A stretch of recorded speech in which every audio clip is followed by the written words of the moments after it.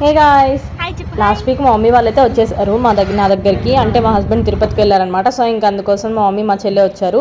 ఇంకా మా చెల్లె కూడా యూకేకి వెళ్ళిపోయే టైం వచ్చేసింది కదా. సో లైట్గా షాపింగ్ అయితే చేసేసుకుందాము, లాంగ్ ఫ్రాక్స్ అట్లా తీసేసుకుందాము అనుకున్నాము. సో ఇంకా తన కోసం అయితే షాపింగ్ చేద్దాము అండ్ నేను కూడా చూద్దాము, నాకు ఏదైనా డ్రెస్ నచ్చితే తీసుకుందాము అనుకుని అయితే వెళ్ళిపోయాము.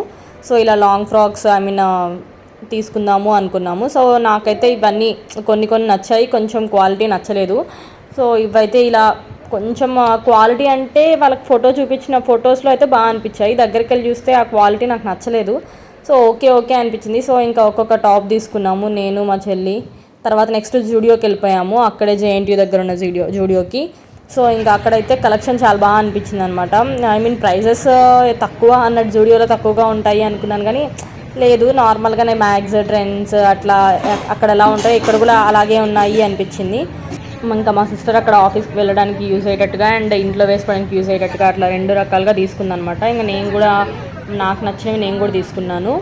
ఇంకా ఈలోపు ధ్రువన్ అయితే ఇంకా ఆడుతూ ఉన్నాడు పాపం, అక్కడ స్కిడ్ అయిపోయి ఒక 2 సార్లు కింద కూడా పడ్డాడు. ఇంకా లాస్ట్కి అయితే మా షాపింగ్ అయితే కంప్లీట్ చేసుకొని ఇంకా ఇంటికైతే వెళ్ళిపోయాము. ధ్రువన్కి అయితే ఆటో జర్నీ బాగా నచ్చింది, అన్ని బైక్స్, కార్స్ అన్ని సౌండ్స్ అన్ని బాగా వినిపిస్తాయి కదా. సో ఎంజాయ్ చేస్తాడు.